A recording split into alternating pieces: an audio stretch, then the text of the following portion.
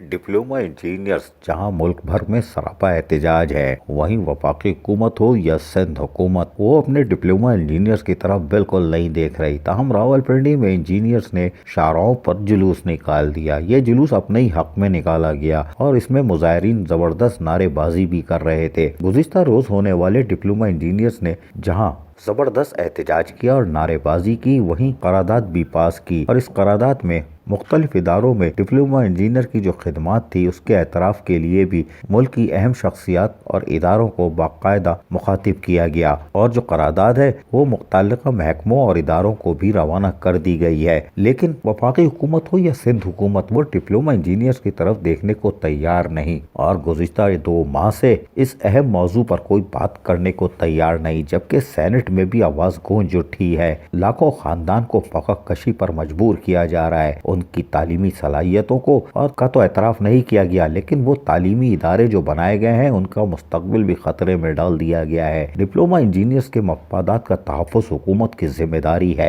और उसमें जैसे जैसे दिन गुजर रहे हैं वैसे वैसे फ़क़ा कशी पे अगर कोई जानी नुकसान होता है तो उसके जिम्मेदार वफाकी हुकूमत और सूबाई हुकूमतें होंगी। अजीज आरिफ, KBS बल्दियाती न्यूज़, कराची।